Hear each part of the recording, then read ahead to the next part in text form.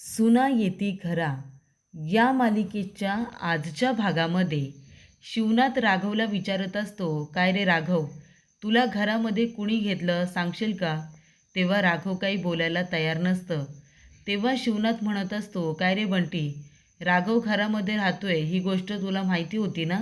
मग का तू मला सांगितलं नाहीस? तेव्हा बंटी म्हणतो, नाही दाजी, मला माहिती नव्हतं की राघव घरामध्ये आहे ते. मला तर आत्ता कळलं ना. तो घरामध्ये कधी आला त्याबद्दल मला काहीच माहिती नव्हतं.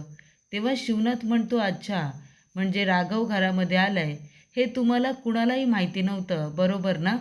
तेव्हा इथे सगळेजण आता एकमेकांच्या तोंडाकडे बघत असतात. तेव्हा प्रेक्षकांनो, इथे आता लगेच उमा म्हणते, मी काय म्हणते बंटी, तुझे दाजी आता दमून आलेत ना, जा त्यांच्यासाठी पाणी घेऊन ये जा. तो म्हणतो, हो जातो आणि मी पण जरा पाणी पितो. तेव्हा उमा म्हणते, राघव, बघितलंस ना आता, तू घरामध्ये आलायस त्याचा सगळ्यांनाच राग आलाय. तेव्हा इथे आता आधी बंटी म्हणतो की तो कपडे घ्यायला आला असेल. तेव्हा इथे शिवनाथ म्हणतो, कपडे, बाकीच्या सगळ्या गोष्टी, कोलगेट, टूथब्रश या सगळ्या गोष्टी मार्केटमध्ये भेटतात, वाण्याकडे भेटतात, मग त्या घ्यायच्या ना, घरी कशाला यायचं? तेव्हा इथे उमा म्हणते, नाहीतर काय, ए राघव, बाहेर सगळं भेटतं ना, मग जा तू. तेव्हा इथे आता तुझ्या बाबांना तुझा राग आलाय, त्यामुळे तू आता परत जा. तेव्हा इथे उमा त्याला खुणावताना म्हणते, माफी माग. तेव्हा इथे राघव आपल्या मनाची तयारी करतो आणि आपल्या वडिलांजवळ बोलायला येतो. तो म्हणतो, आप्पा, मला माफ करा, खरंच मनापासून मी तुम्हाला सॉरी म्हणतोय. आणि जे झालं ना आप्पा, त्या सगळ्यामध्ये यांची काहीच चूक नाही आहे. जी काही चूक आहे ती माझी आहे. मीच इथे आलो होतो. मला कुणीही इथे बोलावलं नव्हतं, कोणीही घरामध्ये घेतलं नव्हतं. सॉरी अप्पा, मी जातो परत. आता परत मी येणार नाही, असं म्हणून राघव जायला निघालेला असतो. तो जाताना लगेच इथे शिवनाथ म्हणतो की 1 मिनिट थांब. आणि तो म्हणतो, तुम्हाला काय वाटतं रे, तुमचा आप्पा कोण आहे? आप्पा तुमचा मूर्ख आहे, आप्पाला काही कळत नाही, बरोबर ना? राघव, माझं नाव काय माहिती आहे ना? शिवनाथ. शिवनाथ म्हणजे कोण? तुमच्या आजोबांनी, आबासाहेबांनी माझं नाव ठेवले शिवनाथ, म्हणजे खंडेरायाचं पोरगं. त्यामुळे ना, मला फसवायला जाऊ नका. एक गोष्ट लक्षात ठेव, ज्या दिवशी तू राघव इथे आलेस ना, तेव्हापासून मला माहिती आहे तू इथे आलेस ते. अरे बाबा, सगळेजण जेव्हा बोलत होते ना की घरामध्ये उंदीर आहे, उंदीर आहे, तेव्हा तो उंदीर जेव्हा इकडून तिकडून पळत होता ना, तेव्हाच मला कळलं होतं की घरामध्ये तू आहेस म्हणून. आणि जेव्हा दाराच्या मागे तुझी सावली बघितली, तेव्हासुद्धा मला माहिती होतं की तूच घरामध्ये आलंयस म्हणून. कळलं? अरे याआधी कधीच तुझी आई माझ्या आधी जेवली नाही, पण काल काल ती जेवणाचं ताट घेऊन जाताना मी तिथे आलो आणि जेव्हा विचारलं तेव्हा ती म्हणाली की अंगामध्ये कणकण आहे म्हणून मी जेवून घेतलं. तेव्हाच मला कळलं की तुझी आई माझ्याबरोबर खोटं बोलते, ती जेवलीच नव्हती, तू जेवला होतास, पण तरीसुद्धा ती माझ्याबरोबर खोटं बोलली. तेव्हा मला कळलं होतं की घरामध्ये तू आलायस आणि तू राहतोयस म्हणून. आणि बाकीचे सगळेजण मला खोट्यात काढत होते, म्हणत होते की कुणीच नाही आहे, कुणीच नाही आहे. कळलं का शिवनाथ, का म्हणतात ते मला? तेव्हा अशा रीतीने इथे आता शिवनाथने बरोबर सांगितलेलं असतं की राघवला त्याने आधीच बघितलं होतं, पण तो काहीही म्हणाला नव्हता. तेव्हा इथे आता राघव हा पुन्हा घराबाहेर जाऊ नये असं शिवनाथला सुद्धा वाटत असतं. तेव्हा उमा काय म्हणते, अहो मी काय म्हणते, आता तुम्हाला माहितीच आहे ना की राघव आलाय म्हणून. आता तो सॉरी पण म्हणतोय ना, त्याच्याकडून चूक झाली. पण आता मी काय म्हणते, झालं गेलं सगळं विसरून तुम्ही राघवला माफ करा ना. जाऊ दे आता, राघवला माफ करा, तो सॉरी म्हणतोय ना, आणि राहू दे त्याला आता घरामध्ये. तेव्हा इथे शिवनाथ म्हणतो, अहो घरामध्ये तर तो कधीच आलाय, बरोबर ना? मी काय त्याला म्हणालो का की घरातून जा म्हणून? असं मी काहीच सांगितलेलं नाही आहे. तेव्हा इथे बंटी आता येतो आणि म्हणतो की बरोबर आहे, ते कशाला जा म्हणतील, आणि तसंही दाजी स्वतःसुद्धा काल राघवला शोधायला गेलेच होते की. तेव्हा उमा म्हणते, मला माहितीच होतं, तुम्हालासुद्धा त्याची काळजी आहे, तुमचा जीव आहे ना त्याच्यावरती. शिवनाथ म्हणतो, नाही नाही, माझा काही त्याच्यावरती जीव वगैरे नाही. तेव्हा बंटी म्हणतो, हो, म्हणून काल बाईकवरती संपूर्ण गाव तुम्ही हुडकून काढलत का? सगळ्यांना विचारत होता राघवला बघितलं का, राघवला बघितलं का?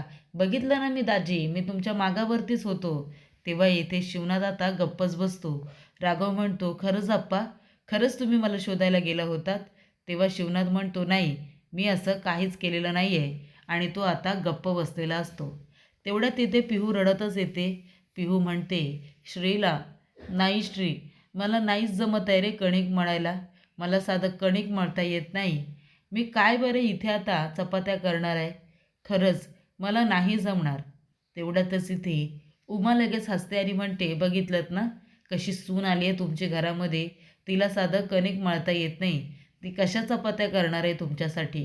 तेव्हा इथे वेदा म्हणते, काय हो बहिणी, नाही म्हणजे तुम्हाला कणिक मळता येत नाही आणि तुम्हाला जेवणच येत नाही, त्याच्या आधी तुम्ही लग्न कसं काय केलं हो? आधी स्वयंपाक शिकायला हवा होता ना तुम्ही. तेव्हा इथे पिहू आता गप्पच बसते. तेव्हा सगळे म्हणतात, काय आहे, साधं जेवण बनवता येत नाही. सगळे हसायला लागतात. तेव्हा श्री म्हणतो, अगं काय आहे, अगं जेवण तरी शिकून घ्यायचं ना. ती म्हणते, मला नाही येत तर मी काय करू, कणिक नाही येत मला मळता. तो म्हणतो, अगं शिकून घ्यायचं, मला माहिती असतं ना तर मी तुझ्याशी लग्नच केलं नसतं. तेव्हा इथे सगळेजण आता इथे चर्चा करत असतात.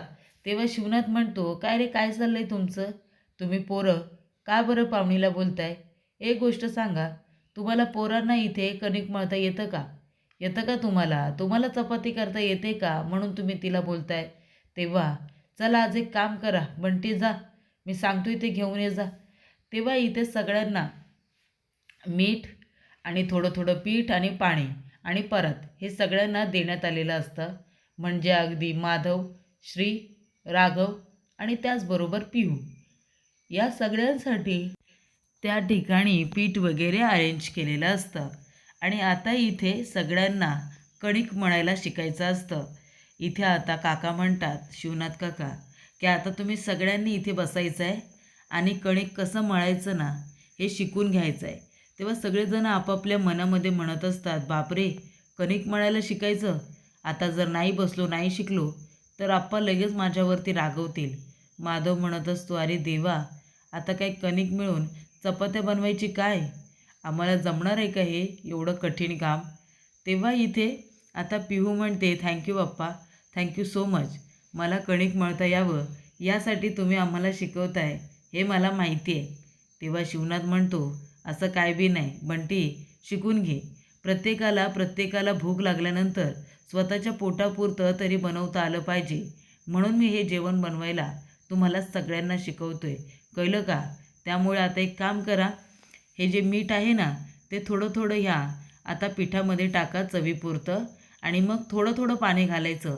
एकदाच नाही घालायचं पाणी भस्कन, थोडं थोडं पाणी घालायचं आणि मग कणिक मळायला सुरुवात करायची, कळलं का? त्यानंतर प्रेक्षकांनो, लागेल तसं पाणी आपण वरून घेतच राहू, पण जास्त पाणी टाकलं तर चिकट होणार. तेव्हा इथे पिहू म्हणते, आप्पा, थँक्यू सो मच. तेव्हा तो म्हणतो, बंटी, कळते ना तुला, समजतंय ना? तेव्हा पिहू म्हणते, हो आप्पा, हो, मला कळतंय, माझ्या आलं लक्षात, तुम्ही मलाच सांगताय म्हणून, मला पीठ मळता यावं म्हणून तुम्ही मला शिकवताय. त्यानंतर सगळेजण मीठ टाकतात, थोडं थोडं पाणी टाकून इथे आता कणिक मळायला घेतात. आता इथे 4-5 जणं कणिक मळायला बसलेले असतात. एक एक गोळा जरी मळून काढला तरीसुद्धा खूप मोठा झालेला असतो. त्यामुळे इथे आता एवढ्या चपात्या कोण खाणार? तेव्हा इथे शिवनाथ म्हणतो, बंटी, तुला एक काम करायचं आहे, आता सगळ्यांसाठी चपाती बनवायची आहे, पण त्यासाठी सुद्धा एकालाच कुणाला तरी काम करावं लागणार नाही आहे. ज्यांनी ज्यांनी कणिक मळले त्या सगळ्यांनी आता बाहेर यायचं, कळलं? चला आता बाहेर. कणिक तर सगळ्यांचं मळून झालं, अशा पद्धतीने आता कणिक मळायचं असतं, कळलं ना बंटी? तेव्हा पिहू म्हणते, हो हो आप्पा, मला कळलं. तेव्हा आता बाहेर चुले मांडलेले असतात, 3 चुले असतात, 4 चुले, आणि त्यानंतर इथे प्रत्येकाला चपाती करायची असते आपापल्या चुल्यावरती. आणि तेव्हा प्रेक्षकांनो, अशा ठिकाणी इथे आता चुले मांडण्यात आलेले असतात आणि सगळे त्या ठिकाणी उभे असतात. माधव, शिवनाथ हे सगळेजण शिवनाथकडून चपाती कशी बनवायची याची आता प्रॅक्टिस करून घेत असतात. आता पहिला सेशन झालेला असतो, पीठ मळून झालेलं असतं. दुसऱ्या सेशनमध्ये आता इस्तो कसा पेटवायचा, चपाती कशी लाटायची, ती कशी शिकवायची, या सगळ्या गोष्टी आता शिकवल्या जाणार असतात. चला बरं, आता समोर तुमच्या चूल आहे, सगळ्यांनी बसा, चूल पेटवा. तेव्हा राघव म्हणतो, आप्पा अहो पण चूल पेटवता कशी येईल, आणि हे खूप कठीण असतं, आम्हाला जमणार आहे का चपाती वगैरे करायला? तेव्हा शिवनाथ म्हणतो, आत्ता कसं बोललात? शिवनाथला हसायला येतं. दुसऱ्यावरती हसणं खूपच सोपं असतं, पण जेव्हा स्वतःला बनवायची वेळ येते ना, तेव्हा खरं तर जमलं पाहिजे, असं आता म्हटलं जातं. तेव्हा प्रेक्षकांनो, इथे आता चूल वगैरे मांडलेली असते, चूल पेटवायची वेळ आलेली असते. तेव्हा इथे चूल पेटवण्याचा प्रयत्न, स्ट्रगल हा सुरू झालेला असतो. पावसाळ्यातनं फाटी काही जळतात का? आणि त्यांना आता इस्तो पेटवायचा असतो, आणि त्यानंतरला जाळ केल्यानंतर तोपर्यंत चपाती लाटून घ्यायची असते. तेव्हा इथे उमा म्हणत असते की हे किती मनापासून शिकवतायत, पिहूला चपाती करता यावी यासाठी त्यांनी सगळ्यांनाच चपाती बनवायला बसवलं, आणि त्यानिमित्ताने सगळ्यांना शिकतासुद्धा येतं आहे. खूपच चांगली गोष्ट आहे. यांनी तर आज खूपच महत्त्वाची गोष्ट केली. एकतर आता राघवला इथे राहण्याची परवानगी दिली, आणि दुसरी म्हणजे सर्वांना आता चपाती बनवता आली पाहिजे. स्वतःचं अन्न गरज पडली तर स्वतः शिजवता आलं पाहिजे. यासाठी या सर्व गोष्टी काम करणार असतात.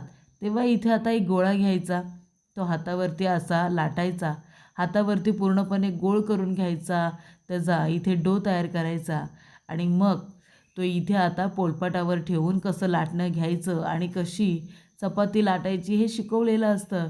तेव्हा सगळेजण आता जोरात चपाती लाटण्याचा प्रयत्न करत असतात.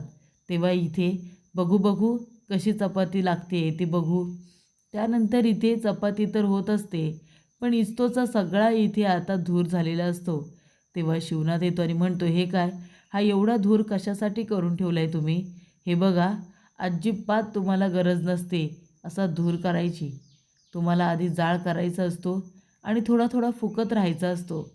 तेव्हा फुकायला सुरुवात केली ना, आणि तरच तुम्हाला इथे इस्तो पेटवता येईल आणि चपातीसुद्धा करता येईल. तेव्हा इथे राघवची चपाती पूर्ण चिकटलेली असते लाटण्याला. श्रीची चपातीसुद्धा इकडे तिकडे नकाशा. माधवला तर काय चपातीतला अजिबातचं सुद्धा येत नसतो. तेव्हा शिवनाथ म्हणतो, एक मिनिट हा, आता मी तुम्हाला सांगतो की कसा इथे इस्तो पेटवायचा असतो ते. तेव्हा शिवनाथ बसतो, आणि राघव आता जिथे असतो तिथे न बसता त्याच्या शेजारीच बसतो श्रीच्या जागेवरती, आणि मग तो इस्तो पेटवणार असतो. आपल्या सुनेला धुराचा त्रास होऊ नये यासाठी हा सासरा नकळतपणे आता का होईना पण शिक्षा मात्र किंवा इथे शिक्षण मात्र देतोय.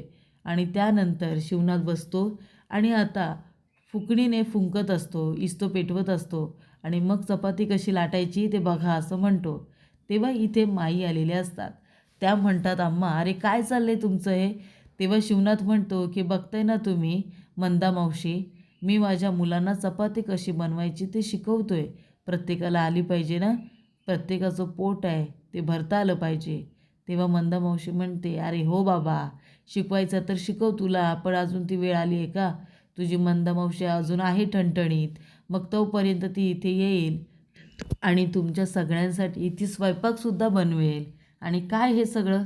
तेव्हा शिवनाथ म्हणतो, अगं मावशी तसं नाही आहे, वेळ प्रसंगी प्रत्येकाला प्रत्येकाचं अन्न बनवता आलं पाहिजे ना, उपाशी कुणी राहता कामा नये. तेव्हा इथे आता पिहूची चपाती खूपच छान तयार झालेली असते, खूपच छान.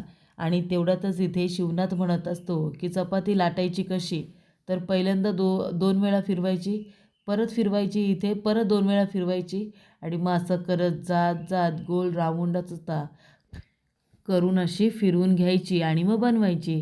तर अशा रीतीने शिवनाथने चपाती कशी लाटायची हे शिकवलेलं असतं. तर अशा रीतीने इथे आता मंदा मावशी म्हणते की साहेब, अहो तुमच्या सुना कशा येतील मला माहिती नाही, पण मात्र एक गोष्ट लक्षात ठेवा, तुमच्या मुलांना मात्र तुम्ही जेवण बनवायला अगदी उत्तम शिकवणार हे नक्की.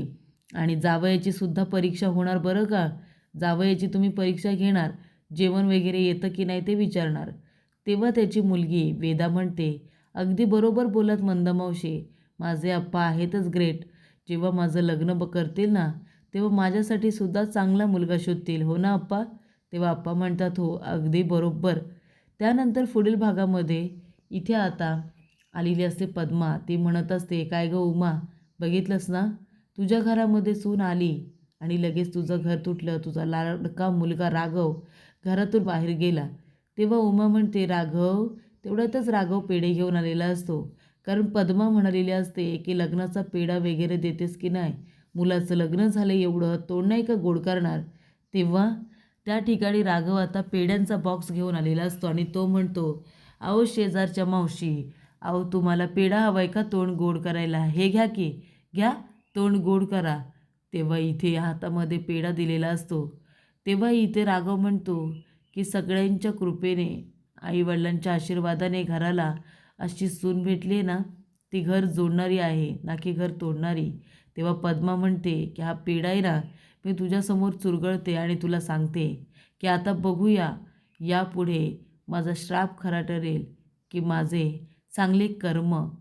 त्यानंतर प्रेक्षकांनो, उमाच्या लक्षात येतं की पद्माच्या मनातला राग अजूनसुद्धा गेलेला नाही आहे.